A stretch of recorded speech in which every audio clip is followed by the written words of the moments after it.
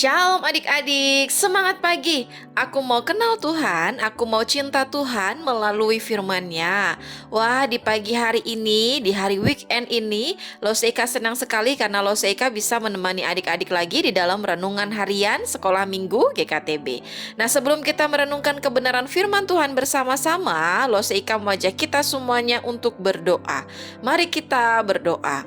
Tuhan Yesus, terima kasih untuk penyertaan-Mu dan pimpinan-Mu di sepanjang istirahat kami pada malam hari.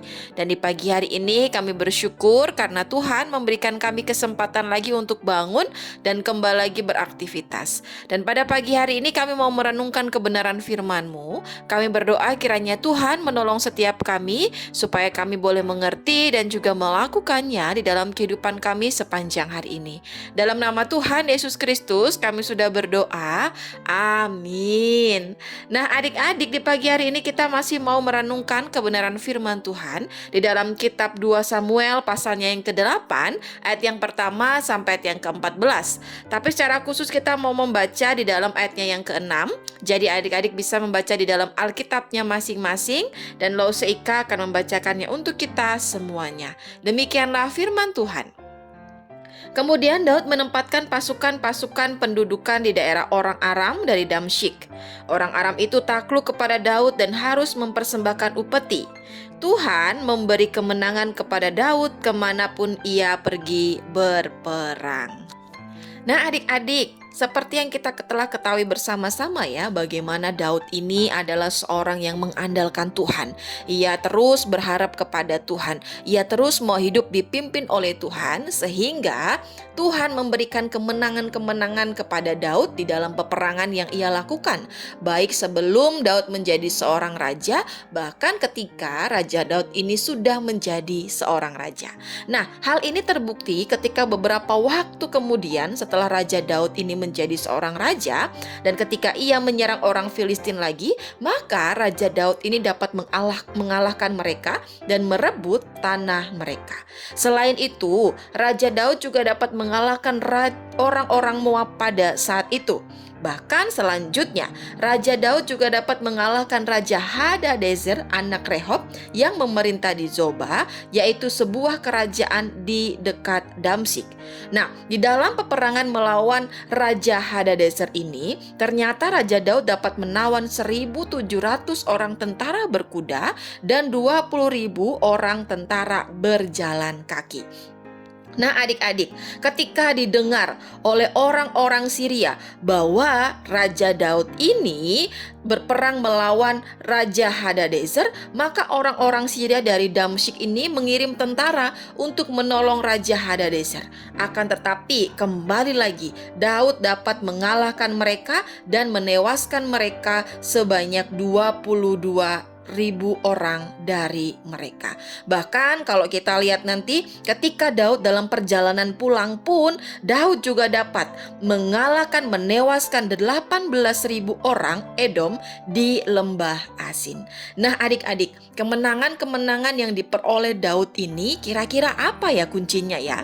Nah, ternyata kuncinya bukan karena Daud ini adalah orang yang hebat, bukan karena Daud ini adalah orang yang pandai berperang, bukan karena pasukan-pasukan Daud ini adalah pasukan-pasukan yang kuat, memiliki persenjataan-persenjataan yang lengkap. Bukan adik-adik. Ternyata yang menjadi kunci atas kemenangan-kemenangan Daud di dalam peperangan adalah Tuhan itu sendiri. Nah, kalau kita baca di dalam ayat yang ke-6 dan ayat yang ke-14, di sana dikatakan bahwa Tuhan memberikan kemenangan kepada Daud dimanapun ia berperang. Tuhan sendirilah yang memberikan kemenangan kepada Daud dimanapun ia berperang. Nah adik-adik, sama seperti Raja Daud yang menyadari bahwa kemenangan-kemenangan yang ia peroleh itu berasal daripada Tuhan, demikian juga di dalam kehidupan kita ya. Apapun yang kita miliki saat ini, pencapaian-pencapaian yang kita miliki saat ini, itu semuanya berasal daripada Tuhan. Jadi ketika kita saat ini memiliki nilai-nilai yang bagus, kita menjadi juara kelas, kita ini memiliki keterampilan tertentu, bisa main musik, bisa memasak, bisa melukis, bahkan di dalam olahraga tertentu kita sempat mengikuti perlombaan-perlombaan. Nah, adik-adik, kita harus menyadari bahwa semuanya itu berasal daripada Tuhan.